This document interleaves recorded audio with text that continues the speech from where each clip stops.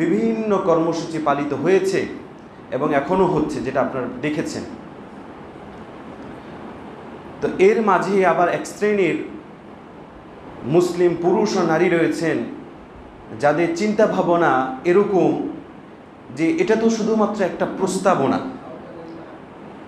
এটা নিয়ে এত শোরগোল করার কোনো মানে হয় না, বা এটা নিয়ে এত মাতামাতির তো কোনো মানে হয় না।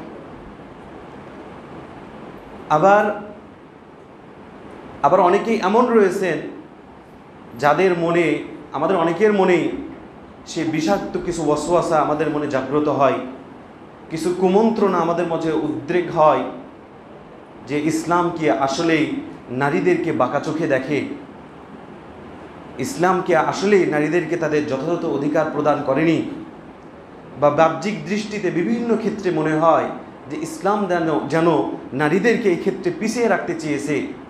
এই ধরনের কিছু ওয়াসওয়াসা আমাদের মনে জাগ্রত হয়। তো এই সব কিছু বিবেচনা করে, দৃষ্টিপাত করে আমার মনে হয়েছে আজকের এই জুমার খুতবা যদি আমরা নারীর অধিকার রক্ষায় ইসলামের ভূমিকা এই শিরোনামে করি, তাহলে অন্তত আমাদের মনে যে সন্দেহগুলো জাগে, যে জিজ্ঞাসা এবং আপত্তিগুলো আমাদের মনে মাঝে মাঝে উঠে চলে আসে, কমপক্ষে সেই আপনার সন্দেহগুলো যেন দূরীভূত হয়, আমাদের ঈমান যেন আরও বেশি মজবুত হয়, আমরা যেন আরও বিশ্বাসের সাথে, ইয়াকিনের সাথে আমরা আমাদের ধর্মকে পালন করতে পারি। এজন্য প্রিয় উপস্থিতি, আজকে আমি যে বিষয় নিয়ে আলোচনা করতে চাই সেটি হচ্ছে নারীর অধিকার রক্ষায় ইসলামের ভূমিকা। বিশেষ করে এই বিষয়টি আমার কাছে আরও বেশি গুরুত্বপূর্ণ মনে হয়েছে এই কারণে যে আমাদের মাঝে অনেকেই রয়েছেন যারা ইসলামকে শুধুমাত্র মসজিদের মাঝে সীমাবদ্ধ রাখতে চান, অথবা ইসলামকে শুধুমাত্র ব্যক্তি পর্যায়ের পালনীয় বিষয় হিসাবে সীমাবদ্ধ রাখতে চান। এজন্য যখন তাদের সামনে ইসলামের বিভিন্ন বিধিবিধান নিয়ে, সামগ্রিক জীবন ব্যবস্থা নিয়ে যখন তাদের সামনে আলোচনা করা হয়, ইসলামের রাজনীতি, ইসলামের শিক্ষানীতি, অর্থনীতি, ইসলামের সমরনীতি, পরিবার ব্যবস্থা, শিক্ষা ব্যবস্থা, ইসলামের স্বরাষ্ট্রনীতি, পররাষ্ট্রনীতি ইত্যাদি বিষয় নিয়ে যখন তাদের সামনে আলোচনা করা হয়, পুরোটাকে ইসলামাইজেশন করার যখন আলোচনা করা হয়, তখন এটা তারা বাঁকা চোখে দেখে এবং সহজে গ্রহণ করতে পারে না।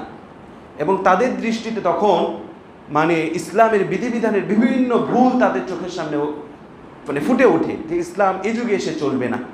নাউযু বিল্লাহি মিন যালিক। অথচ আল্লাহ সুবহানাহু ওয়া তাআলা পবিত্র কোরআনে তিনি ইরশাদ করছেন, ইয়া আইয়ুহান নাস উদখুলু ফিস সিলমি কাফা, যে তোমরা ইসলামে পরিপূর্ণরূপে প্রবেশ করো। আল্লাহ সুবহানাহু ওয়া তাআলা এভাবে আমাদেরকে কেন সম্বোধন করে বললেন যে তোমরা পরিপূর্ণরূপে ইসলামে প্রবেশ করো?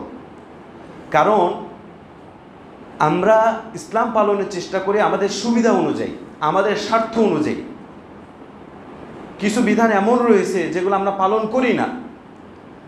আর এর চেয়ে আরও ভয়ঙ্কর ব্যাপার হলো যে কিছু বিধান আমরা পালন করি না, আমাদের হয়তো কোনো দুর্বলতা আছে, কিন্তু আমরা সেই বিধানকেই অস্বীকার করে বসি যে এরকম কোনো বিধান ইসলামে থাকতে পারে না, অথচ সেটা ইসলামের অকাট্য একটা বিধান।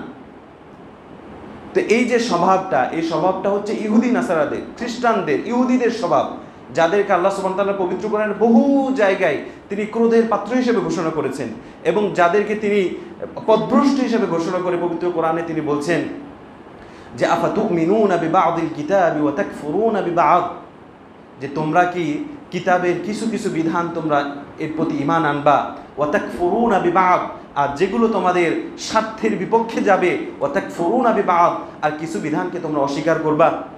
ফামা জাযাউ মান ইয়াফআলু যালিকা মিনকুম ইল্লা খিজুন ফিল হায়াতিদ দুনিয়া, তোমাদের মাঝে যারা এই ধরনের বিশ্বাস নিয়ে ইসলামে প্রবেশ করতে চায় যে কিছু বিধান মানবে, কিছু বিধান মানবে না, এর প্রতিদান হচ্ছে ইল্লা খিজুন ফিল হায়াতিদ দুনিয়া, দুনিয়ার জীবনে তার জন্য লাঞ্ছনা বঞ্চনা ছাড়া অন্য কিছু নাই। ওয়া ইয়াউমাল কিয়ামাতি ইউরাদ্দুনা ইলা আশাদ্দিল আযাব, আর পরকালে তাদেরকে আরও কঠিন শাস্তির দিকে নিয়ে যাওয়া হবে। এজন্য ওমর খাত্তাব রাদিয়াল্লাহু আনহু তিনি বলেছিলেন যে নাহনু কওমুন আ'আজ্জানা আল্লাহু বিল ইসলাম, যে আমরা এমন এক জাতি যে জাতি সম্মানের আসনে অধিষ্ঠিত হয়েছে ইসলামের মাধ্যমে। আল্লাহ সুবহানাহু ওয়া তাআলা আমাদেরকে সম্মানিত করেছেন, মর্যাদার আসনে অধিষ্ঠিত করেছেন ইসলামের মাধ্যমে। ফামাহমা ইবতাগাইনাল ইজ্জাতা ফি গায়রিহি, আমরা যদি ইসলামকে বাদ দিয়ে দুনিয়ার কোনো মতাদর্শের দ্বারা, দুনিয়ার কোনো বিধিবিধান দ্বারা, অথবা দুনিয়াবি কোনো উপায় উপকরণ দ্বারা আমরা যদি সম্মান খুঁজতে যাই, আযাল্লানা আল্লাহ, তাহলে অবশ্যই আল্লাহ সুবহানাহু ওয়া তাআলা আমাদেরকে লাঞ্ছিত, অপমানিত করবেন। প্রিয় ভাইরা, এজন্য আপনার সামগ্রিক পুরো জীবনে যদি আপনার ইসলামের বিধিবিধানগুলো কায়েম না করেন, বাস্তবায়ন না করেন, তাহলে কিন্তু নিজেকে মুসলিম পরিচয় দেওয়ার যে অধিকার, এই অধিকারও আপনার থাকবে না। পাশাপাশি আরেকটা বিষয় এখানে গুরুত্বপূর্ণ, সেটা হচ্ছে যে কিছু ব্যাপার রয়েছে, কিছু বিষয় রয়েছে, ভয়ঙ্কর বিষয়, যেগুলো একজনের ঈমান কেড়ে নেয়, ইসলামের গণ্ডি থেকে বের করে দেয়। তো অনেকগুলো কারণের মাঝে 10টা কারণ হচ্ছে সবচাইতে ভয়ঙ্কর এবং সবচাইতে বেশি সংগঠিত হওয়া কারণ। তার ভিতরে অন্যতম 2টা হচ্ছে, একটা হচ্ছে মানি আতাকাদা আন্না গায়রা হাদি নবী সাল্লাল্লাহু আলাইহি সাল্লাম আকমালু মিন হাদিহি আও আন্না হুকমা গায়রিহি আহসান মিন হুকমিহি, যে কোনো নামধারী মুসলিম যদি এই ধরনের বিশ্বাস স্থাপন করে যে নবী সাল্লাল্লাহু আলাইহি সাল্লাম যে পথ নির্দেশনা আমাদের জন্য নিয়ে এসেছেন, নবী সাল্লাল্লাহু আলাইহি সাল্লাম আমাদের জন্য যে বিধিবিধানগুলো নিয়ে এসেছেন, এই বিধিবিধানগুলো কল্যাণকর নয়, এই বিধিবিধানগুলো মানবতাপূর্ণ নয়, বরং এর চাইতেও ভালো বিধিবিধান রয়েছে, শাসন অনুশাসন রয়েছে, এই ধরনের বিশ্বাস যদি কেউ করে, তাহলেও তার ইসলাম কিন্তু নষ্ট হয়ে যায়, সে ইসলামের গণ্ডি থেকে বের হয়ে যায়। পাশাপাশি আরেকটা কারণ হচ্ছে মান আবগাদা শাইআম মিম্মা জাআ বিহির রাসূল আও সাওয়াবিহি আও ইকাবি, যে কেউ যদি ওয়ালাউ আমিলাবি, কেউ যদি ইসলামের কোনো বিধানের প্রতি বিদ্বেষ পোষণ করে, যদিও নাকি সে বিধানটা সে নিজে বাস্তবায়ন করে, সে নামাজ পড়ে কিন্তু ফজরের নামাজ নিয়ে তার আপত্তি, এই ঘুমের সময়, গভীর ঘুমের সময় এই নামাজ আল্লাহ তাআলা দিলেন, সে হয়তো যাকাত দেয় কিন্তু তার কলিজা ফেটে যায়, আল্লাহ যাকাতের বিধান দিলেন, সে হয়তো পর্দা করে কিন্তু তার আপত্তি, পর্দার বিধান আল্লাহ তাআলা কেন দিলেন। তো কেউ যদি ইসলামের কোনো বিধান সে পালন করে, বাস্তবায়ন করে, কিন্তু আবগাযা, সেটার প্রতি বিদ্বেষ রেখে মন থেকে গ্রহণ করে নয়, তাহলেও রাসূল সাল্লাল্লাহু আলাইহি সাল্লাম, আল্লাহ সুবহানাহু ওয়া তাআলা পবিত্র কোরআনে ঘোষণা করছেন যে তার ঈমানটাও নষ্ট হয়ে যাবে। পবিত্র কোরআন তিনি বলছেন যালিকা বিআন্নাহুম কারিহু মা আনজালাল্লাহু ফাআহবাতা আমালাহুম, যে তাদের এই খারাপ পরিণতি কেন হয়েছে, যে কারিহু, তারা অপছন্দ করেছে, মা আনজালাল্লাহ, আল্লাহ যে বিধিবিধানগুলো তাদেরকে দিয়েছে তারা এগুলোকে মনে প্রাণে গ্রহণ করতে পারেনি, এগুলোকে তারা অপছন্দ করেছে, ফাআহবাতা আমালাহুম, ফলশ্রুতিতে আল্লাহ তাআলা তাদের সমস্ত আমলকে নষ্ট করে দিয়েছে। তো প্রিয় ভাইরা, আমরা যে বিষয়টি নিয়ে আলোচনা করতে যাচ্ছিলাম সেটা হচ্ছে নারীর অধিকার রক্ষায় ইসলামের ভূমিকা। উক্ত বিষয়টি আমাদের কাছে তখনই স্পষ্ট হবে এবং তখনই কোনো ধরনের সন্দেহ ছাড়া এই বিষয়টা আমরা গ্রহণ করতে পারবো, যখন আমাদের সামনে বেশ কয়েকটা বিষয় স্পষ্ট রূপে, ক্লিয়ার রূপে জানা থাকবে। 1 নাম্বার হচ্ছে যে আসলে অধিকার মানেটা কি, এবং সমান অধিকার আর অধিকার এবং ন্যায্য অধিকারের মাঝে কোনো পার্থক্য রয়েছে কিনা, জাহিলি যুগে আপনার নারীদেরকে কিভাবে মূল্যায়ন করা হতো, পশ্চিমা দর্শনে নারীদেরকে কিভাবে দেখা হয়েছে, আর সর্বশেষ ইসলাম কিভাবে নারীদের অধিকারের বিধিবিধানগুলো প্রবর্তন করেছে, এই বিষয়গুলো যখন আমরা পরিপূর্ণরূপে জানতে পারবো, তখনই আমাদের সামনে স্পষ্ট হয়ে যাবে যে না, ইসলাম যে বিধিবিধানগুলো নারীর জন্য প্রণয়ন করেছে সর্বক্ষেত্রে জীবনের, সেগুলো অবশ্যই তার জন্য কল্যাণকর, এবং সেখানে তাদেরকে কোনো ধরনের জুলুম করা হয়নি, কোনো ধরনের তাদেরকে বঞ্চিত করা হয়নি। প্রথমত যে বিষয়টি, সেটি হচ্ছে আপনি বর্তমানে দেখবেন তথাকথিত যারা নিজেদেরকে প্রগতিশীল দাবি করে, নারীবাদী দাবি করে, মূলত তারা পশ্চিমাদের পতাকাবাহী, পশ্চিমা আদর্শের তারা ইম্পোর্টকারী। তো তারা একটা টার্ম প্রচুর পরিমাণে ব্যবহার করে, সেটা হচ্ছে নারী এবং পুরুষের মাঝ থেকে ভেদাভেদ দূর করতে হবে, নারী এবং পুরুষ উভয়কে সমান অধিকার দিতে হবে, তাদের মাঝে কোনো ধরনের বৈষম্য করা যাবে না, এবং এটা আপনি প্রচুর পরিমাণে শুনবেন। তো আমার দৃষ্টিতে তারা যে এই পরিভাষাটা ব্যবহার করে যে সমান অধিকার, আমার দৃষ্টিতে এই পরিভাষাটাই ভুলে ভরা, এই পরিভাষাটাই ভুল। কারণ সমান অধিকার আপনি কোন ক্ষেত্রে দিতে পারবেন? এবং আপনি যদি শুধুমাত্র সমান অধিকারের কথা বলেন, শুধুমাত্র সমান অধিকার দিলেই কিন্তু ন্যায় এবং ইনসাফ বাস্তবায়িত হয় না। এবং সমান অধিকার দিলে কিন্তু আপনি সবাইকে যথাযথ মূল্যায়নও করতে পারবেন না। নারী আর পুরুষ তো আল্লাহ তাআলা এক করে সৃষ্টি করেননি। পুরুষের সত্তা আলাদা, নারীর সত্তা আলাদা, তাদের কার্যসক্ষমতা, তাদের চরিত্র, তাদের ব্যক্তিত্ব, তাদের পোশাক আশাক, তাদের সব কিছুই তো ভিন্ন পুরুষের চাইতে। নারী আর পুরুষ তো এক নয়। তো তারা যদি এক নাই হয়, তাহলে তাদের মাঝে আপনি কিভাবে সমান অধিকারের কথা বলতে পারেন? সমান অধিকার তো তখনই সম্ভব যখন উভয় সমপর্যায়ের হবে। আপনি যদি সমান অধিকারের কথাই বলেন, তাহলে আপনাকে নারী এই পরিভাষা ব্যবহার করা বাদ দিতে হবে, পুরুষ এই পরিভাষা ব্যবহার করে বাদ দিতে হবে, বাদ দিয়ে এমন একটা পরিভাষা ব্যবহার করতে হবে যেটা নারী পুরুষ উভয়কেই বোঝায়। তো তারা এই পরিভাষাটা প্রচুর পরিমাণে ব্যবহার করে, নারী এবং পুরুষ উভয়কে সমান অধিকার দিতে হবে। তো ইসলাম এই পরিভাষার বিপরীতে। ইসলাম, আমি এটা স্বীকার করতে কোনো সমস্যা নেই যে ইসলাম নারী এবং পুরুষকে সমান অধিকার দেয়নি। এই কথা কেন বললাম? কারণ অনেক বিষয় রয়েছে যেখানে ইসলাম নারী এবং নারীকে পুরুষের চাইতে বেশি অধিকার দিয়েছে। অনেক ক্ষেত্র রয়েছে যেখানে পুরুষকে নারীর চাইতে বেশি অধিকার দিয়েছে। কিছু বিষয় রয়েছে যেগুলো নারী ভালো করে সম্পাদন করতে পারে, কোনো পুরুষ তার বাচ্চা ধারণ করতে পারবে না। আবার কিছু বিষয় রয়েছে যেগুলো পুরুষ ভালো করে সম্পাদন করতে পারে, নারীর সেখানে কার্যসক্ষমতা নেই। তো ইসলাম সবগুলো বিবেচনা করে প্রত্যেকের যে ন্যায্য পাওনা, আমরা এর পরিবর্তে যে পরিভাষাটা ব্যবহার করতে পারি যে ন্যায্য অধিকার, ইনসাফপূর্ণ অধিকার, প্রত্যেকের যে অধিকারটা তার পাওয়ার কথা ছিল, উপযুক্ত যোগ্য ছিল, ইসলাম নারীকেও সেভাবে তার পাওনা এবং অধিকার যথাযথভাবে প্রদান করেছে। ঠিক তেমনিভাবে পুরুষকেও তার যে পাওনা এবং ন্যায্য অধিকার সেটা যথাযথভাবে দিয়েছে। এখন কোনো ক্ষেত্রে নারীকে বেশি দিয়েছেন, কারণ এক্ষেত্রে তার অবদান বেশি, তার সক্ষমতা বেশি। কোনো ক্ষেত্রে তিনি পুরুষকে বেশি দিয়েছেন, কারণ এক্ষেত্রে পুরুষের দায়িত্ব বেশি, তার কার্যক্রম এবং ভূমিকা বেশি। তো এই পরিভাষাটা আমাদেরকে সবার আগে বুঝতে হবে, এই পরিভাষার মাঝে পার্থক্যটা বুঝতে হবে। দ্বিতীয়ত যে বিষয়টি আমাদের জানা দরকার সেটি হচ্ছে যে ইসলাম পূর্ব সময়ে নারীদেরকে কিভাবে মূল্যায়ন করা হতো। ইসলাম পূর্ব সময়ে জাহিলি যুগে নারীরা ছিল সবচেয়ে বেশি অবহেলিত, বঞ্চিত, লাঞ্ছিত, অপমানিত এবং অধিকারহারা। নারীদেরকে সে সময় শুধুমাত্র ভোগ বিলাসের উপকরণ হিসেবে গণ্য করা হতো, তাদেরকে বাজারের পণ্যের ন্যায় গণ্য করা হতো। তাদের সামাজিক কোনো স্বীকৃতি ছিল না, সমাজের তারা একটা অবিচ্ছেদ্য অংশ, সে অংশ হিসাবে তাদের বেঁচে থাকার অধিকার পর্যন্ত ছিল না। মেয়েদেরকে অকল্যাণের প্রতীক মনে করে তারা মেয়েদেরকে হত্যা করতে, জীবন্ত পুঁতে দেওয়ার মতো এই নিকৃষ্ট কাজ করতেও কোনো ধরনের কুণ্ঠাবোধ করতো না। পিতামাতা মারা যাওয়ার পর, স্বামী মারা যাওয়ার পর তার উত্তরাধিকার সম্পদে সেই নারীর অধিকার তো দূরের কথা, বরং তারা সেই নারীকেই উত্তরাধিকারের সম্পদ হিসেবে গণ্য করে তাকে ভাগ বাটোয়ারা নিয়ে তারা ব্যস্ত হয়ে যেত। এবং এই ধরনের হীন কর্ম তাদের মাঝে প্রচলন ছিল। বাবা মারা গিয়েছে, বাবা মারা যাওয়ার পর মাকে সন্তান বিয়ে করে ফেলেছে, নাউযু বিল্লাহি মিন যালিক। স্বামী মারা গিয়েছে, সে নারীকে তার ভাই বিয়ে করলে সেটা ভিন্ন ব্যাপার, ভাই বিয়ে করতে পারে, তার ভাই মারা যাওয়ার পরে তার ভাবিকে বিয়ে করতে পারে, কিন্তু তারা উত্তরাধিকার সম্পদ, সে নারীকে উত্তরাধিকার সম্পদ হিসেবে গণ্য করে সে ভাই তাকে গ্রহণ করত।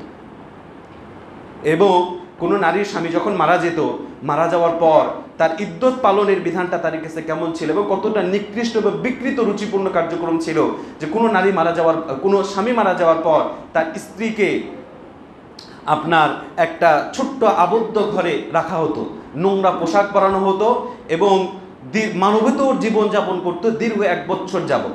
1 বছর শেষ হলে, 1 বছর পরিপূর্ণ হলে এরপরে আপনার উটের গোবর সেই মহিলার গায়ে ছিটিয়ে, সেই মহিলার লজ্জাস্থানে ছিটিয়ে তারপর তাকে পবিত্র ঘোষণা করা হতো যে এখন সে পবিত্র হয়েছে। নাহলে 1 বছর যাবত তাকে এভাবে এই একটা আবদ্ধ ছোট্ট চিপা ঘরে তাকে এভাবে রাখা হতো। তো নারীদেরকে এভাবে বঞ্চনার শিকার করা হতো। আপনার হিন্দু ধর্মের সতীদাহ প্রথা আমাদের সকলেরই জানা।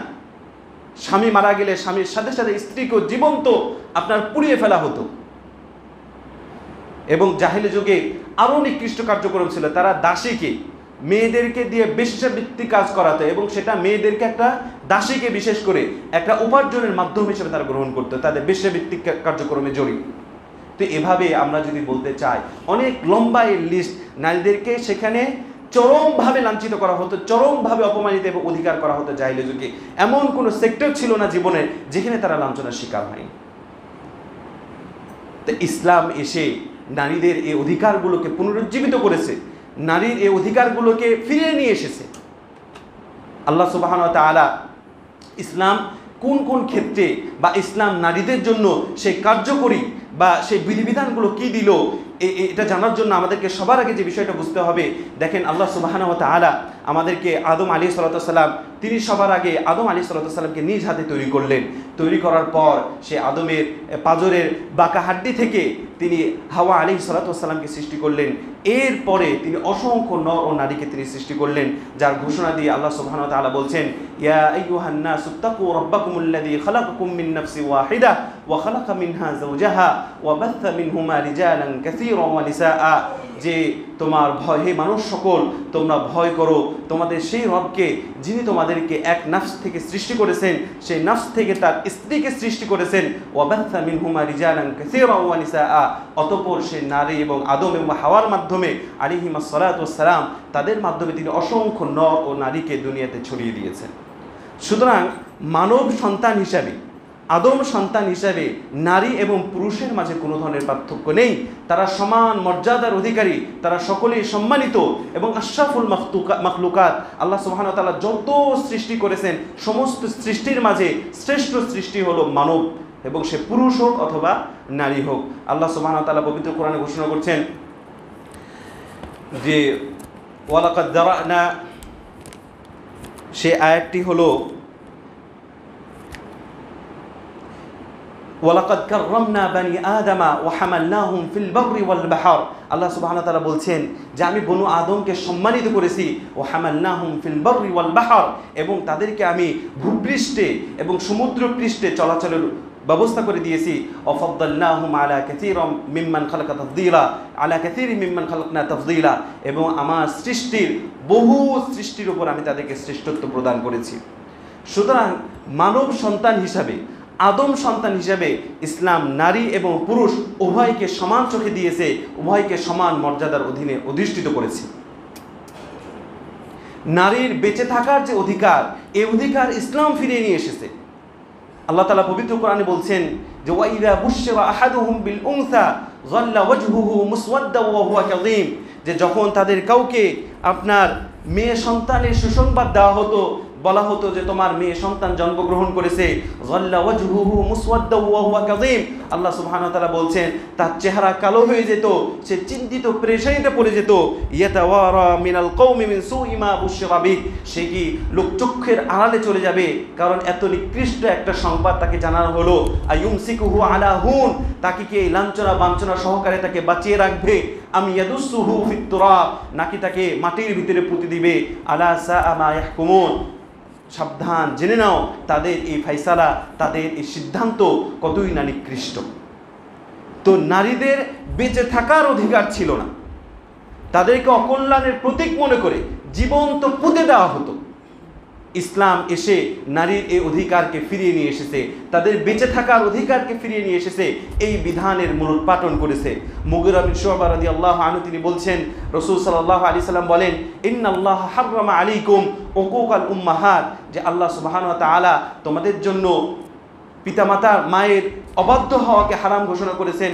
ওয়া ওয়াদাল বানাত, এবং এই মেয়ে সন্তানকে জীবিত পুঁতে দেওয়াকে হারাম ঘোষণা করেছেন। ওয়ামান আওয়াহাদ, আর এই ধরনের মন মানসিকতা এটাকেও তিনি পরিহার করার আদেশ করেছেন, হারাম ঘোষণা করেছেন। যে মান আন, কেউ তার কাছে চাইতে আসলে সেটাকে নিষেধ করে, তার পকেট থেকে কোনো কিছু বের হয় না। ওয়াহাদ, কিন্তু আবার নিজে যখন সে চেয়ে বেড়ায় মানুষের কাছে, ঠিকই সে মানুষের কাছ থেকে সেটা গ্রহণ করে। তো এখানেও রাসূল সাল্লাল্লাহু আলাইহি সাল্লাম স্পষ্টভাবে হারাম ঘোষণা করছেন, এই যে ওয়াদুল বানাত, বাচ্চাকে জীবন্ত পুঁতে দেওয়া, এই কাজটিকে তিনি হারাম ঘোষণা করলেন। ইসলামী শরিয়ায়, ইসলামী লয়ে এই কাজটি হারাম, এবং ইসলামী বিচার ব্যবস্থা থাকলে অবশ্যই তাকে তার জন্য যে কিসাসের যে বিধিবিধান রয়েছে নিজের সন্তানকে হত্যা করার, সেটা তার উপর বাস্তবায়িত হবে। তো ইসলাম তো নারীদেরকে অধিকার ফিরিয়ে নিয়ে এসেছে। আল্লাহ সুবহানাহু ওয়া তাআলা পবিত্র কোরআনে বলছেন ওয়াইদাল মাউউদাতু সুইলাত, যখন এই জীবন্ত প্রথিত সেই মেয়েকে জিজ্ঞাসা করা হবে বিআইয়ি যামবিন কুতিলাত, যে তাকে কোন পাপের কারণে, কোন অপরাধের কারণে তাকে হত্যা করা হলো। যদি তাকে জিজ্ঞাসাবাদ করা হয় যিনি আপনার মানে যার উপর অপরাধ করা হলো, যাকে এভাবে পুঁতে ফেলা হলো, সে নারীকে যদি এভাবে আল্লাহ সুবহানাহু ওয়া তাআলা কাঠগড়ায় নিয়ে আসেন, তার জবাবদিহিতা নেন, তাহলে যে এই ধরনের অপরাধ করলো, যেই বাবা বা যেই ভাই তার বোনকে এভাবে পুঁতে দিল, তার মেয়েকে এভাবে পুঁতে দেওয়ার মতো কার্যক্রমে সম্পৃক্ত ছিল, তার হিসাব আরও কত কঠিন হতে পারে, এটা খুব সহজেই অনুমেয়। তো প্রিয় ভাইয়েরা আমার, এই বেঁচে থাকার যে অধিকার, এটা ইসলামী নারীদেরকে দিয়েছে বললে ভুল হবে। ইসলাম নারীদের অধিকার ফিরিয়ে নিয়ে এসেছে জাহিলি যুগের এই বিধানকে মূলোৎপাটন করে। শুধুমাত্র এটা নয়, বরং একজন নারীকে ইসলাম মেয়ে হিসাবে যে সম্মান দিয়েছে, মা হিসাবে যে সম্মান দিয়েছে, স্ত্রী হিসাবে যে সম্মান দিয়েছে, এই সম্মান যদি আমাদের মা বোনেরা বুঝতো এবং এই সম্মানটা যদি আমরা পুরুষেরা তাদেরকে যথাযথভাবে প্রদান করতাম, তাহলে কখনোই তারা এই সমান অধিকারের দাবি নিয়ে উত্থাপন করতো না এবং তারা কখনোই ইসলামের এই বিধানগুলো নিয়ে তারা কখনোই কটাক্ষ করার সুযোগ পেত না। মেয়ে হিসাবে আল্লাহ সুবহানাহু ওয়া তাআলা নারীকে কতটা সম্মান দিয়েছেন, রাসূল সাল্লাল্লাহু আলাইহি সাল্লাম পবিত্র রাসূল সাল্লাল্লাহু আলাইহি সাল্লাম বলছেন যে মান কানা লাহু সালাসু বানাতিন ফাসাবারা আলাইহিন্না ওয়া আত'আমাহুন্না ওয়া সাকাহুন্না ওয়া কাসাহুন্না মিন জিদ্দাতিহি কুন্না লাহু হিজাবান ইয়াওমা মিনান নার ইয়াওমাল কিয়ামা, যে যাকে আল্লাহ সুবহানাহু ওয়া তাআলা তিনটা মেয়ে দিয়েছেন, ফাসাবারা আলাইহিন্না, এরপর সে ধৈর্য ধারণ করেছে, মেয়েকে কুলক্ষণের প্রতীক হিসেবে মনে করেনি, মেয়ের সাথে কোনো অসদাচরণ করেনি, ফাতামাহুন্না, তাকে খাইয়েছে, ওয়াসাকাহুন্না, তাকে পান করিয়েছে, ওয়াকাসাহুন্না মিন জিদ্দাতিহি, এবং সে তাকে তার সামর্থ্য অনুযায়ী পোশাকের ব্যবস্থা করে দিয়েছে। বলছে কুন্না লাহু হিজাবাম মিনান নার ইয়াওমাল কিয়ামা, রাসূল সাল্লাল্লাহু আলাইহি ওয়াসাল্লাম বলছেন যে কিয়ামতের দিন তারা সকলেই তার জাহান্নামের থেকে অন্তরায় হয়ে দাঁড়াবে, প্রতিবন্ধক এবং বাধা সৃষ্টিকারী হবে। সুবহানাল্লাহি ওয়া বিহামদিহি সুবহানাল্লাহিল আযীম।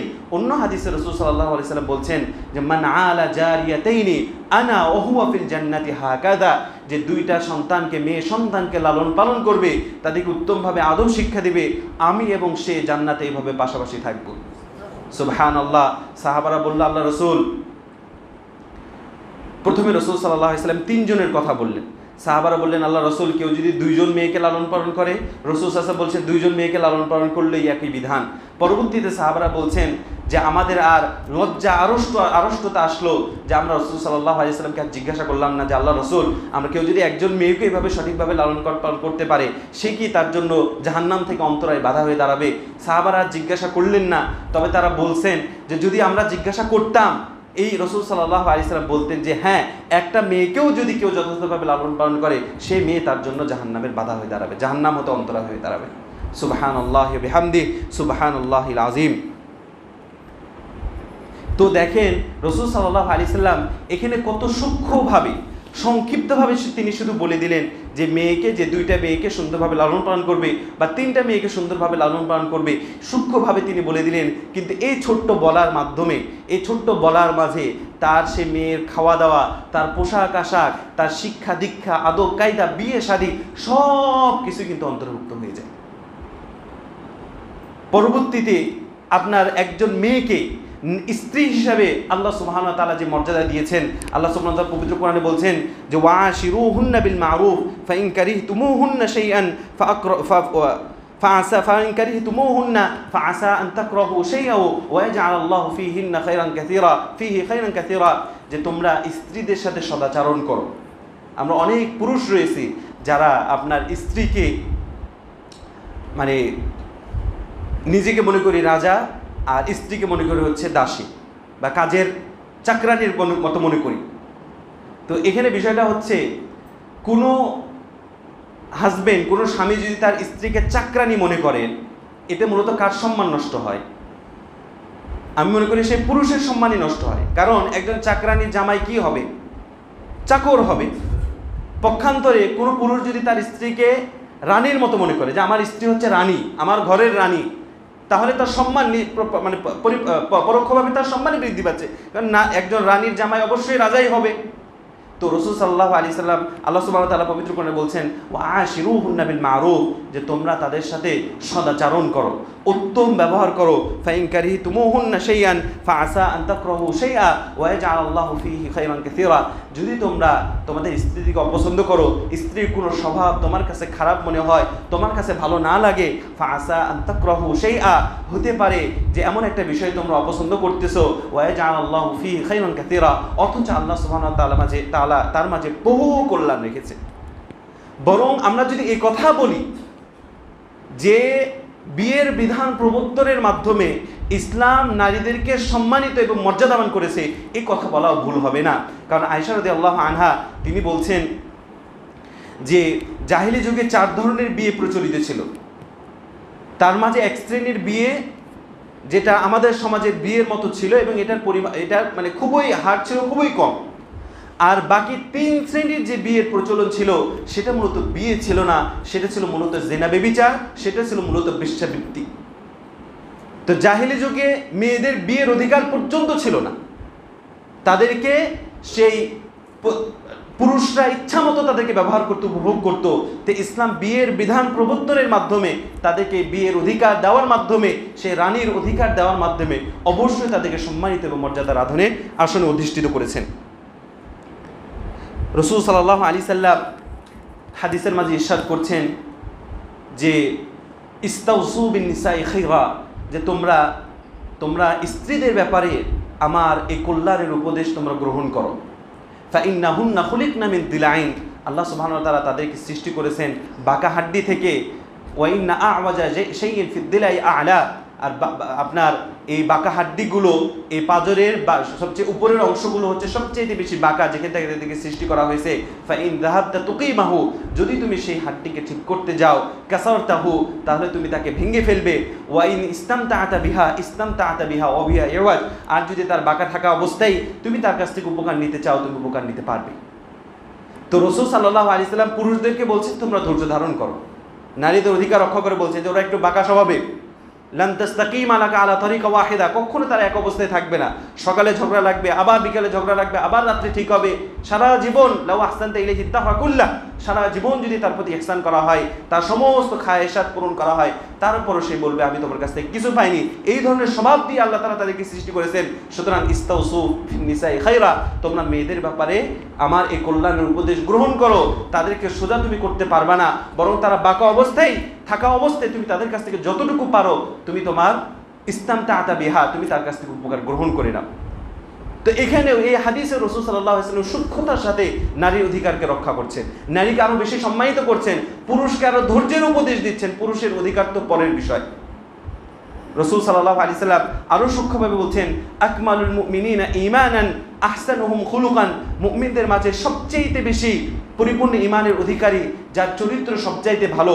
ওয়া খিয়ারুকুম লিনিসাইকুম, আর তোমাদের মাঝে সর্বশ্রেষ্ঠ ব্যক্তি সেই ব্যক্তি যে তার বউয়ের কাছে ভালো, যে তার স্ত্রীর কাছে ভালো। অর্থাৎ পুরো পুরুষ জাতির মানে সার্টিফাইড, স্ত্রী যদি সার্টিফাইড না করে, স্ত্রী যদি কোনো স্বামীকে প্রশংসাপত্র না দেয়, তারপর কি বলে এটাকে আপনার ইংলিশে, জি আচ্ছা, তো যদি সার্টিফিকেট না দেয় তাহলে স্বামী বলছে তোমার ভালো হওয়ার সুযোগ নাই। খিয়ারুকুম লিনিসাইহিম, তোমাদের মাঝে সবচাইতে ভালো সে যে তার স্ত্রীর কাছে ভালো। তো এই সূক্ষ্ম বর্ণনার মাধ্যমেও রাসূল সাল্লাল্লাহু আলাইহি সাল্লাম কিন্তু নারীদের অধিকারকে তিনি রক্ষা করছেন। শুধু এটা নয়, আপনি দেখবেন নারীদের এই অধিকারের বিষয়গুলো আলোচনার মাঝে আরেকটি বিষয় চলে আসে, যারা এই পশ্চিমারা যারা এই শব্দটার অবতারণ করেছে এবং বর্তমানে বাংলাদেশে যারা নারীবাদী রয়েছে তারাও এই পরিভাষাটা ব্যবহার করে, সেটা হচ্ছে নারী বৈবাহিক ধর্ষণ। নাউযু বিল্লাহি মিন যালিক। তো যদিও তারা বৈবাহিক ধর্ষণের কথা বলে, কিন্তু এর কোনো পরিচয় তারা দেয়নি। কারণ এই পরিচয় কিভাবে দিবে? এখানে যে বৈবাহিক ধর্ষণ হয়েছে, কোনো মেয়ে এখানে নির্যাতনের শিকার হয়েছে, এটা নির্ধারণটা করবে কে? নাকি এখন আপনার ওই সব কিছু প্রকাশ্যে করতে হবে, স্বামী স্ত্রী একান্ত বিষয়গুলো সাক্ষী রেখে করতে হবে, যাতে করে পার্থক্য করা যায় যে কোনটা ঠিক মতো হয়েছে আর কোনটা বেঠিক হয়েছে। নাউযু বিল্লাহি মিন যালিক। তো তারা মানে এই পরিভাষাটা তারা কেন ব্যবহার করে? পরিভাষাটা ব্যবহার করে মূলত ইসলামকে দোষারোপ করার জন্য। তো ইসলাম তো কোনো নারীকে বাধ্য করে নেয় যে তাকে তার স্বামীর সাথেই থাকতে হবে। সে যদি জুলুম নির্যাতনের শিকার হয়, ইসলাম তো তাকে অধিকার দিয়েছে, তাকে তো আপনার স্বামীর কাছ থেকে দূরে সরার অধিকার দিয়েছে, খোলা দিয়েছে। কোনো নারী যদি মনে হয় সে তার স্বামীর কাছে জুলুমের শিকার হচ্ছে, তাহলে সেই স্বামীর কাছ থেকে খোলা নিয়ে নিবে, পার্থক্য মানে আলাদা হয়ে যেতে পারে। ইসলাম তো তাকে ওই স্বামীর কাছে থাকাকে বাধ্য করে নাই। তো এক্ষেত্রেও দেখা যাচ্ছে আপনার ইসলাম নারীদের অধিকারকে রক্ষা করেছেন। এরপরে পরবর্তী যে বিষয়, আপনার মেয়ে হিসাবে যেভাবে অধিকার রক্ষা করেছেন, এরপরে স্ত্রী হিসাবে যেভাবে ইসলাম অধিকার রক্ষা করেছেন, ঠিক সেভাবেই মা হিসাবে আল্লাহ সুবহানাহু ওয়া তাআলা নারীকে সবচেয়ে বেশি সম্মানিত এবং মর্যাদাবান করেছেন। আল্লাহ সুবহানাহু ওয়া তাআলা পবিত্র কোরআনে বলছেন, ওয়াসাইনাল ইনসানা বিওয়ালিদাইহি হুসনা ইহসানা হামালাতহু উম্মুহু কুরহান আলা কুরহ ওয়া হামালাতহু উম্মুহু কুরহা ওয়া ওয়াদাআতহু কুরহা, যে আমি মানুষকে উপদেশ দিচ্ছি তারা যেন তাদের মায়ের সাথে পিতামাতার সাথে সদাচরণ করে, কারণ তার মা তাকে কষ্টের উপর কষ্ট সহ্য করে হাজারো রাত তার জন্য জেগে থেকে তার জন্য কষ্ট করে গিয়েছে, এবং তাকে যে প্রসব করেছে, জন্মদান করেছেন, সেটাও অনেক কষ্টের বিষয় ছিল। সুতরাং সকলেই যেন তার পিতামাতার সাথে সদাচরণ করে, বিশেষ করে মায়ের সাথে বেশি সদাচরণ করে। আল্লাহ সুবহানাহু ওয়া তাআলা পবিত্র কোরআনে বলছেন, ওয়া ক্বাদা রাব্বুকুম আল্লা তা'বুদু ইল্লা ইয়্যাহ ওয়া বিল ওয়ালিদাইনি ইহসানা, যে তোমাদের ঘোষণা করছেন যে তোমরা তার ছাড়া অন্য কারো ইবাদত করিও না এবং পিতামাতার সাথে সদাচরণ করো। পিতামাতার সাথে সদাচরণ করার বিষয়টি কতটা গুরুত্বপূর্ণ, মায়ের সাথে সদাচরণ করার বিষয়টি কতটা গুরুত্বপূর্ণ, যে মানুষকে যে উদ্দেশ্যে সৃষ্টি করা হলো ইবাদতের উদ্দেশ্যে, সে আল্লাহর ইবাদতের পরে মায়ের বিষয়টি নিয়ে আসা হয়েছে, পিতামাতার বিষয়টি নিয়ে আসা হয়েছে। এবং মানব জীবনের সবচাইতে যে কষ্টের সময়, সবচাইতে যে কঠিন সময়, সেটা হচ্ছে বার্ধক্যকাল। বার্ধক্যকালে ছোটকালে সে অন্যের মুখাপেক্ষী থাকে, পিতামাতার মুখাপেক্ষী থাকে, ছোটকালে তার বুদ্ধি নাই, কিন্তু যখন বার্ধক্যে পৌঁছে যায় তার বুদ্ধি আছে, সব কিছুই বুঝতেছে, কিন্তু সে কাজটা করতে পারে না, সে সামর্থ্য সুযোগ তার নাই। তো সেই মুহূর্তটাকেও আল্লাহ সুবহানাহু ওয়া তাআলা বলছেন, ইম্মা ইয়াবলুগান্না ইনদাকাল কিবরা আহাদুহুমা আও কিলাহুমা ফালা তাকুল লাহুমা উফ, যে তাদের বার্ধক্য বয়সে যদি তাদের দুইজনের কেউ একজন অথবা উভয়ই যদি তোমার কাছে থাকে, ফালা তাকুল লাহুমা উফ, তাহলে তাদেরকে উফ শব্দটাও বলিও না, কোনো ক্ষেত্রে উফ শব্দটাও বলিও না।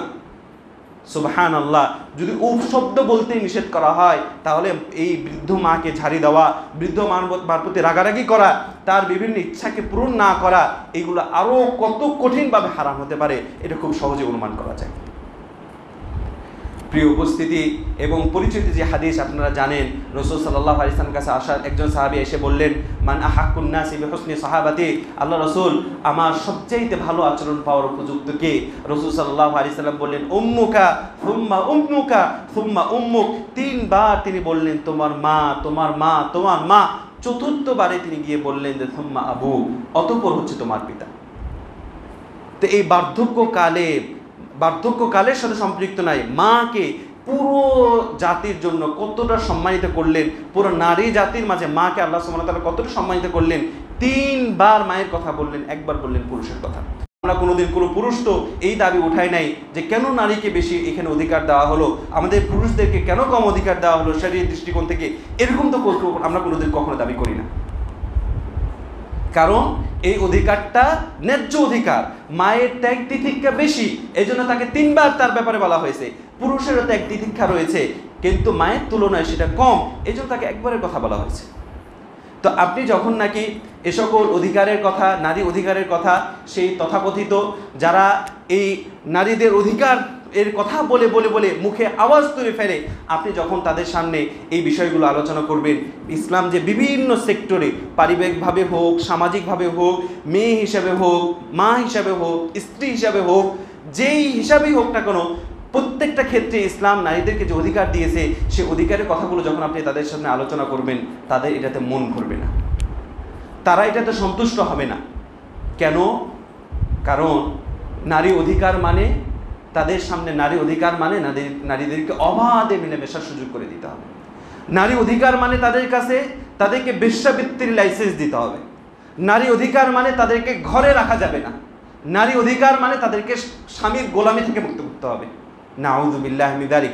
তাদের আপত্তি হলো যে ইসলাম পর্দার বিধান করেছে, পর্দার বিধান দেওয়ার মাধ্যমে ইসলাম নারীর অগ্রযাত্রাকে রুদ্ধ করে দিয়েছে, নারীদেরকে তাদের অধিকার থেকে বঞ্চিত করেছে, পর্দা নারীর উন্নতি অগ্রগতির ক্ষেত্রে বাধা সৃষ্টি করেছে। এবং মানে আপনি বহু নর নারী পাবেন যারা নিজেদেরকে মুসলিম হিসেবে পরিচয়, এরকম বহু তথাকথিত মডার্ন আপনি নারী পাবেন যারা এই পর্দার বিধানকে যারা মানতে নারাজ, তাদের কাছে পর্দার বিধান ভালো লাগে না, এর পরিবর্তে সেই পশ্চিমা নগ্ন সংস্কৃতি তারা গ্রহণ করতে স্বাচ্ছন্দ্য বোধ করেন। এবং আমাদের মাঝেও যারা আছে, আমরা নিজেরা ইসলাম পড়ি, নামাজ গেলাম, সব কিছুর সাথে সম্পৃক্ত আমাদের, এবং নিজের জীবনের সর্বক্ষেত্রে ইসলামকে বাস্তবায়নের চেষ্টা করি, দেখা যায় আজ আমাদের স্ত্রী, আমাদের মেয়ে, আমাদের বোনেরা আমাদের সামনে বেপর্দা হয়ে চলাফেরা করছে, সেটা নিয়ে আমাদের কোনো মাথা ব্যথা নেই।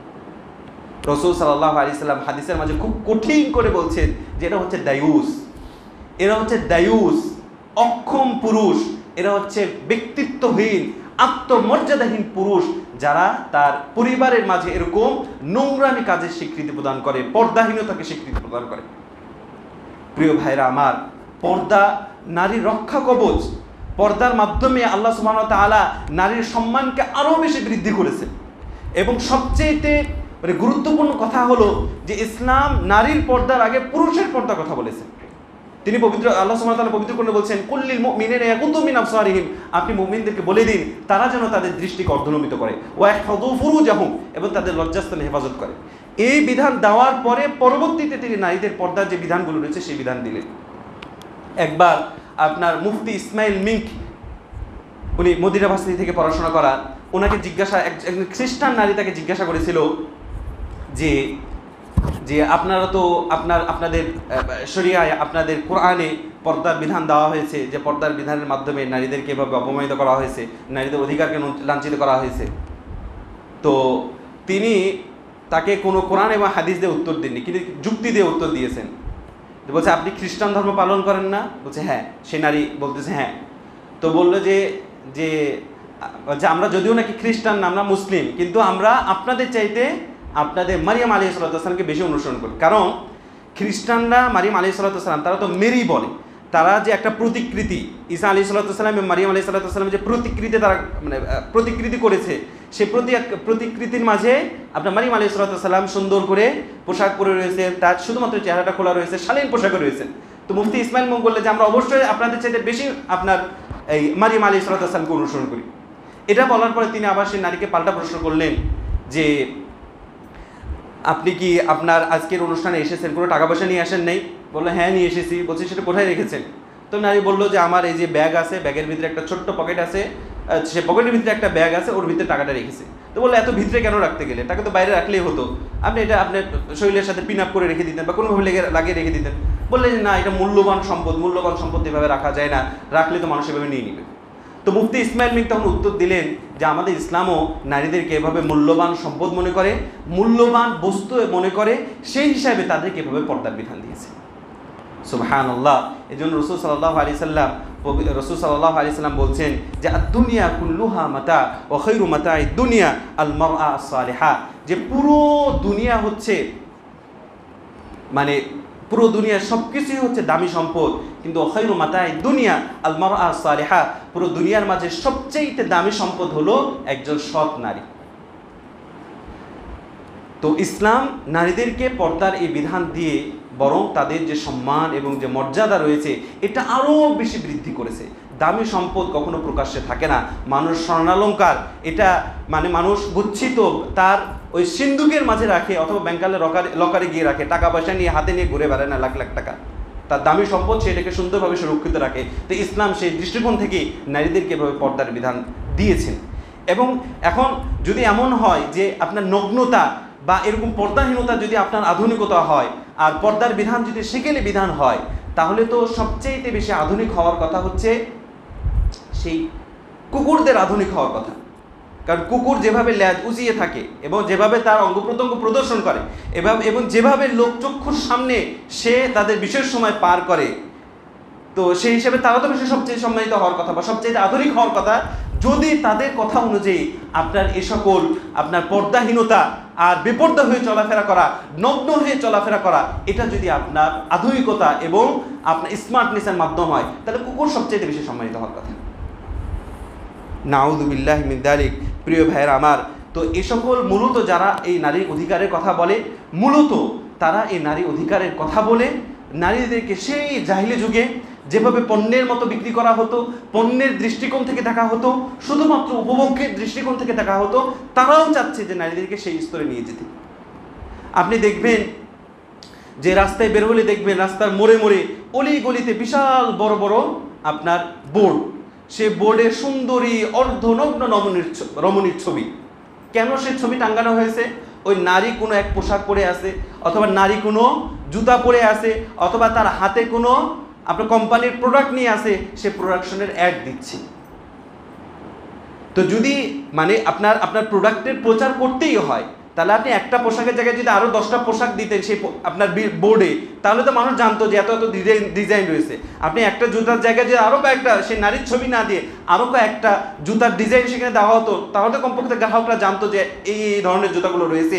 তার পরিবর্তে এত সুন্দর রমণীর ছবি দিয়ে তার পায়ে শুধু জুতা, আর পুরো বোর্ডটাই সে নারীর অর্ধনগ্ন ছবি। এটার প্রয়োজন কেন পড়লো? তো মূলত, এবং যে নারী এই কাজ করতেছে সেও খুশি যে সে এখন নিজের পায়ে দাঁড়াতে পেরেছে, তার স্বাধীনতা ফিরে আসছে, সে নিজেও খুশি, সে একটা কোম্পানির ব্র্যান্ড অ্যাম্বাসেডর। ওখানে যে তাকে পণ্যের সাথে যুক্ত করা হলো, পণ্যের মতো তাকে বোর্ডে ঝুলে রাখা হলো, এটা নিয়ে তার কোনো টেনশন নেই। এবং এদের কাছে দেখবেন যে একজন স্বামী, একজন নারী তার স্বামীর খিদমত করবে, স্বামীর পোশাক আশাক ধুয়ে দিবে, বাচ্চা কাচ্চাকে দেখাশোনা করবে, এগুলো তাদের কাছে হচ্ছে স্বামীর গোলামি করা, এগুলো হচ্ছে তাদেরকে ঘরে আটকিয়ে রাখা। পক্ষান্তরে যখন তারা আপনার সেই অফিসে বসের কথায় উঠবে বসবে, বসের জন্য চা এগিয়ে নিয়ে যাবে, অথবা সে জুতার শোরুমে কাজ করে, গ্রাহক আসবে, গ্রাহকের জুতা খুলে গ্রাহককে জুতা পরিয়ে দিবে, এটা তাদের কাছে হচ্ছে স্বাধীনতা, এটা তাদের কাছে ফ্রিডম, এবং এখানে তাদের নাকি অধিকার রক্ষা করা হয়। নাউযুবিল্লাহি মিন যালিক।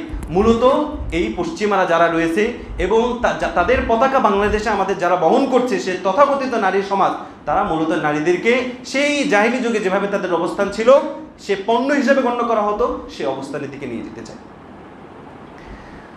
আল্লাহ আমাদেরকে হেফাজত করুন। এবং আপনার যে বিষয়টি নিয়ে বর্তমানে সবচেয়ে বেশি চর্চা হচ্ছে, সেটা হচ্ছে যে উত্তরাধিকার ক্ষেত্রে ইসলামকে নারীদেরকে বঞ্চিত করেছে, বা নারীদেরকে কি কোনোভাবে জুলুমের শিকার করেছে কিনা। তো এক্ষেত্রে আমি প্রথমেই আল্লাহ সুবহানাহু ওয়া তাআলার আয়াতটি উল্লেখ করব। আল্লাহ সুবহানাহু ওয়া তাআলা বলছেন, যালিকাল কিতাবু লা রাইবা ফি, যে এই কিতাবের কোনো বিধানের মাঝে কোনো ধরনের সংশয়ের অবকাশ নেই। আল্লাহ তাআলা এটাও বলছেন, ইন্না হাযাল কুরআনা ইয়াহদি লিল্লাতী হিয়া আকওয়াম, এই কোরআনে যে বিধিবিধান রয়েছে এটা হচ্ছে সবচাইতে বেশি মানবতার কল্যাণমুখী, সবচাইতে বেশি সুন্দর এবং সর্বোৎকৃষ্ট মানের। এবং আল্লাহ তাআলা এটাও বলছেন, ওমা রাব্বুকা ওয়ালা ইয়াযলিমু রাব্বুকা আহাদা, যে আপনার রব কারো প্রতি জুলুম করেন না। এই তিনটা আয়াতকে সামনে রেখে আমি বলবো, দেখেন ইসলাম যে উত্তরাধিকারের যে আইন দিয়েছে, সে আইনটা ব্যাপক এবং অনেক বিস্তৃত। অনেক অবস্থা আপনি এরকম পাবেন যেখানে পুরুষ নারীর চেয়ে বেশি পেয়েছে, অনেক ক্ষেত্রে পুরুষ এবং নারী সমান পেয়েছে, আবার অনেক ক্ষেত্রে এমন রয়েছে যেখানে নারী পুরুষের চাইতে বেশি সম্পদ পায় সামগ্রিকভাবে। তো শুধুমাত্র একটা বিষয়, সেটা হচ্ছে যে আপনার পিতা মারা যাওয়ার পরে নারী কেন অর্ধেক পাবে আর পুরুষ কেন তার ডাবল পাবে, এই বিষয়টি নিয়ে তাদের আপত্তি। এখন মনে করেন আমি যদি আপনাকে বলি যে আপনাকে 50,000 টাকা দিলাম, 50,000 টাকা দিলাম, এই 50,000 টাকার আপনাকে 15,000 টাকা বাসা ভাড়া দিতে হবে, এই শর্ত করে এই 15,000 টাকা আপনি বাসা ভাড়া দিবেন, 10,000 টাকা বাচ্চার আপনার স্কুলের খরচ দিবেন, আর বাকি 15,000 টাকা সাংসারিক জীবনে খরচ করবেন, এই শর্তে আপনাকে আমি 50,000 টাকা দিলাম। আর বিপরীতে আর একটা অপশন আপনার জন্য রাখলাম, যে আপনাকে আমি 25,000 টাকা দিলাম কোনো ধরনের শর্ত ছাড়াই, যে 25,000 টাকা টোটালি আপনার। আপনি সাধারণভাবে কোনটা গ্রহণ করবেন? স্বাভাবিকভাবে অবশ্যই 25,000 টাকা অপশনটা গ্রহণ করবেন, কারণ ওখানে আপনার 50,000 টাকা ঠিকই দিয়েছে, কিন্তু এমন শর্ত দিয়েছে যে 40,000 টাকায় নেই, 10,000 টাকা থাকে। আর এখানে 25,000 টাকা দেওয়া হচ্ছে, কিন্তু এখানে কোনো শর্ত নেই, 25,000 টাকাই তার থাকছে। তো দেখেন, একজন পুরুষ, একজন নারী বিয়ের আগে সে বাপের তত্ত্বাবধানে বড় হবে, ইসলামী বিধান দিয়েছে। বিয়ের সময় একজন পুরুষ তাকে মোহর দিয়ে বিয়ে করতে হয়, ওদিকে মেয়ের যে খরচপাতি সেগুলো তার বাবাই করে। বিয়ের পরবর্তী সময় একজন পুরুষের জন্য ইসলাম আবশ্যক করেছে যে তাকে তার স্ত্রীর জন্য খরচ করতে হবে। স্ত্রীর জন্য খরচ আছে, পিতামাতার জন্য খরচ আছে, আত্মীয় স্বজন সব কিছুর জন্য তা আছে। সব কিছু খেয়াল করে ইসলাম তাকে বেশি দিয়েছে, যেমন নাকি বেশি দিয়েছে ঠিক তেমনিভাবে বেশি দায়িত্বও দিয়েছে। পক্ষান্তরে নারীকে যদিও নাকি বাহ্যিক দৃষ্টিতে মনে হচ্ছে কম দিয়েছে, কিন্তু এটা মূলত কম নয়, বরং এটাই নারীরটাই বেশি। নারীদেরকে কোনো খরচের আবশ্যক করেন নেই, তাকে তার সন্তানের জন্য না, তার স্বামীর জন্য না, তার পিতামাতার জন্য আবশ্যক করেন নেই, বরং পুরুষের জন্য এগুলো আবশ্যক করেছে, তাকে করতেই হবে। কোনো পুরুষ যদি সন্তানকে ঠিকমতো খরচপাতি না দেয়, পিতামাতাকে না দেয়, অথবা স্ত্রীকে ঠিকমতো লালন পালন না করে, তাহলে সে শাস্তিযোগ্য অপরাধ করবে। সুতরাং প্রিয় ভাইরা আমার, এই যে প্রস্তাবনা তারা করেছে, ইসলামের যে খুঁত ধরার চেষ্টা তারা করেছে, যে ইসলাম উত্তরাধিকারের ক্ষেত্রে নারীদেরকে এভাবে বঞ্চিত করেছে, এটা একেবারেই অযৌক্তিক এবং অগ্রহণযোগ্য। বাস্তবতা যদি আমরা খেয়াল করি, মূলত এটাই হচ্ছে নারীদের জন্য কল্যাণকর এবং তাদের ন্যায্য পাওনা আল্লাহ সুবহানাহু ওয়া তাআলা তাদেরকে প্রদান করেছেন। আল্লাহ আমাদের সঠিকটা বোঝার তৌফিক প্রদান করুন, আল্লাহুম্মা আমিন।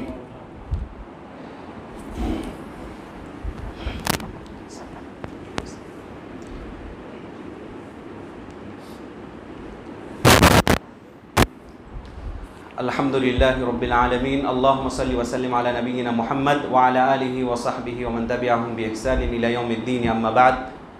প্রিয় মুসল্লিনে কেরাম, একটা কাঠের স্তূপকে যদি আপনি ধ্বংস করতে চান, পুরোটা পুড়িয়ে দিতে চান, তাহলে কিন্তু পুরো কাঠের স্তূপে কেরোসিন লাগিয়ে আগুন লাগানোর প্রয়োজন নেই। পুরো স্তূপের একটা কোণায় যদি আপনি আগুন লাগিয়ে দেন, ওই কিছুক্ষণের মাঝে কিন্তু পুরো স্তূপটা জ্বলে যাবে। তো আজকে আমাদের বাংলাদেশে এই দ্বিতীয় স্বাধীনতার পরে এই যে নারী কমিশন গঠন করা হলো, আপনারা হয়তো সেই টকশোগুলো দেখেছেন। কমিশনের প্রধান যে ছিল, মানে তার মাথায় আসেই নাই যে এখানে কোনো ইসলাম স্কলারকে নিতে হবে, ইসলাম সম্পর্কে জানে। আপনার 90%, 85-90% মুসলিমের দেশ, সেখানে তারা এই ধরনের কোনো প্রয়োজনীয় অনুভব করেনি। সকলকে উপেক্ষা করে ওই গুটি কয়েক 0.000001% রয়েছে যারা ধর্মকর্ম পালন করে না, তাদের জন্য নাকি তারা এই প্রস্তাবনা করেছে। তো এটা হচ্ছে ষড়যন্ত্র, আমার আপনার ইমানকে নষ্ট করে দেওয়ার জন্য, আপনাকে ইমান হারা করার জন্য, ইসলামের প্রতি আমার আপনার নতুন জিজ্ঞাসা এবং আপত্তি উপস্থাপনের জন্য। এগুলো হচ্ছে পশ্চিমা ষড়যন্ত্র, এবং এই ষড়যন্ত্রগুলো হচ্ছে ওরকম মতো যে কাঠের স্তূপ খালি একটু জায়গায় আগুন ধরায় দিছে। এই যে আপনার এই জায়গায় আগুন ধরায় দিল যে ইসলাম উত্তরাধিকার ক্ষেত্রে নারীদেরকে কম দিয়েছে। আপনি খুঁজে দেখবেন কোরআনে তো আসলে সত্যিই বলেছে যে পুরুষের অর্ধেক পাবে নারীরা। এই আপনার মনে আপনার এই ধরনের ওয়াসওয়াসা আসতেই থাকবে, বিষাক্ত প্রশ্ন এবং আপত্তিগুলো আসতেই থাকবে। ধীরে ধীরে দেখবেন আপনার এই মূল্যবান ইমান আপনার কাছ থেকে চলে যাচ্ছে।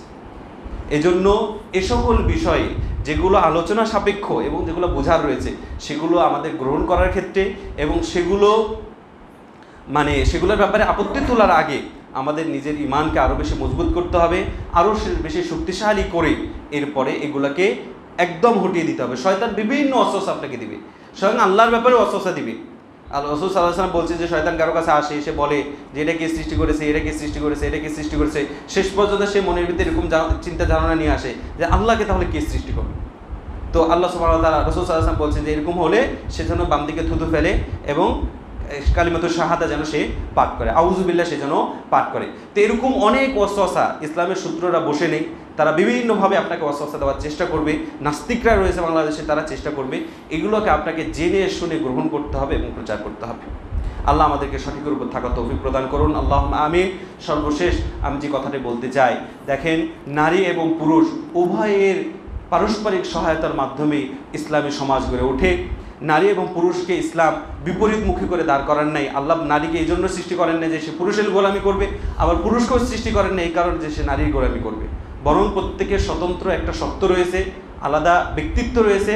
আল্লাহ সে অনুযায়ী তাদেরকে পুরস্কৃত করবেন, সে অনুযায়ী কিয়ামতের দিন তাদেরকে উঠাবেন এবং সেভাবে তাদের বিচার হবে এবং তাদেরকে প্রতিদান দেওয়া হবে। আল্লাহ সুবহানাহু ওয়া তাআলা বলেছেন, ওয়া মান ইয়া'মাল মিনাস সালিহাতি মিন যাকারিন ওয়া উনসা ফাউলাইকা ইয়াদখুলুনাল জান্নাতা ওয়া লা ইউযলামুনা ফাদিলা। যে নারী এবং পুরুষের যারাই সৎ আমল করবে, সে নারী হোক অথবা সে পুরুষ হোক, তারাই জান্নাতে যাবে। ওয়া লা ইউযলামুনা ফাদিলা, তাদেরকে কোনো ধরনের জুলুম নির্যাতনের শিকার করা হবে না। তো আল্লাহ আমাদের সকলকে সঠিকটা বোঝার এবং সে অনুযায়ী আমাদের সকলকে হকের উপর অটল থাকা তৌফিক প্রদান করুন, আল্লাহুম্মা আমিন। আল্লাহুম্মা আইজ্জাল ইসলাম ওয়াল মুসলিমিন, আল্লাহুম্মা আইজ্জাল ইসলাম ওয়াল মুসলিমিন, আল্লাহুম্মা আইজ্জাল ইসলাম ওয়াল মুসলিমিন, আল্লাহুম্মা আনসুরিল মুসলিমিনা ফি কুল্লি মাকান, আল্লাহুম্মা আনসুরিল মুসলিমিনা ফি ফিলিস্তিন, আল্লাহুম্মা আনসুরিল মুসলিমিনা ফি গাজ্জা, আল্লাহুম্মা আনসুরিল মুসলিমিনা ফি পাকিস্তান, اللهم انصر المسلمين في بنغلاديش، اللهم انصر المسلمين في كل مكان। اللهم إنا نسألك جنة الفردوس ونعوذ بك من عذاب النار اللهم إنا نسألك جنة الفردوس اللهم إنا نسألك جنة الفردوس আমাদের মাঝে অনেকেই রয়েছেন যাদের প্রিয় আত্মীয় স্বজন আমরা হারিয়েছি। আল্লাহ তাদের সকল যাবতীয় গুনাহ খাতা ক্ষমা করে তাদের কবরকে জান্নাতের টুকরো হিসেবে কবুল করুন। আমাদের মাঝে অনেকেই রয়েছেন অসুস্থ, আমরা আল্লাহ সুবহানাহু ওয়া তাআলার কাছে দোয়া করি আল্লাহ যেন তাদেরকে পরিপূর্ণ শিফায়ে কামেলা আজেলা দান করে। বিশেষ করে আমাদের আপনার পরিচিত ভাই ওয়াহিদুর রহমান ভাই, আপনারা চিনবেন, ওনার বাবা গত সোমবারে মৃত্যুবরণ করেন এবং ওনার স্ত্রীও ক্যান্সারে আক্রান্ত। খুব কঠিন একটা অবস্থা তার ভাইয়ের উপর দিয়ে যাচ্ছে। তো আমরা সে ভাইয়ের জন্য দোয়া করি আল্লাহ যেন তাকে ধৈর্য ধারণ করার তৌফিক প্রদান করেন, আল্লাহুম্মা আমিন। এবং তার স্ত্রীকে আপনার শিফা কামিলা আজেলা যেন দান করেন, আল্লাহুম্মা আমিন। এবং ইমানের সহিত যেন, যদি আল্লাহ তাআলা তার কাছে নিতেই চান, ইমানের সাথে যেন তাকে নিয়ে নেন আল্লাহ আমাদের, এবং তাকে ধৈর্য ধারণ করার তৌফিক প্রদান করেন, আল্লাহুম্মা আমিন। বিশেষ করে আপনারা দেখেছেন বর্তমানে আপনার মুসলিমদের বিরুদ্ধে সারা বিশ্বে সর্বত্র চক্রান্ত হচ্ছে। ইসরায়েল যেমন নাকি গাজাকে একেবারে ধ্বংস করে ফেলেছে, আল্লাহ তাদেরকে লানত করুক, অভিশাপ। আল্লাহ তাদের যে আগুন দিয়ে শাস্তি আল্লাহ দিচ্ছেন, পুরো তেল আবিব সহ পুরো তাদের এলাকা আল্লাহ তাআলা আগুন দিয়ে পুড়িয়ে ছারখার করে দিক, আল্লাহুম্মা আমিন। বিশেষ করে আপনার এই যে ভারত, আমাদের প্রতিবেশী দেশ ভারত, আজকে যেই তার কাপুরুষতা যে দেখাচ্ছে, তারা বিড়ালের মতো আজকে পাকিস্তানি মুসলিম ভাইদের উপর তারা আক্রমণ করছে, বিশেষ করে মসজিদ মাদ্রাসাকে টার্গেট করছে। এবং একটা মসজিদ যেখানে আক্রমণ করা হয়েছে সেটা সালাফি মসজিদ, আহলে হাদিস মসজিদ। যদি এখানে পার্থক্য করার কোনো সুযোগ নেই যে কোনটা সালাফি আর কোনটা হানাফি আর কি, মুসলিম ভাইয়ের উপর আক্রমণ করছে।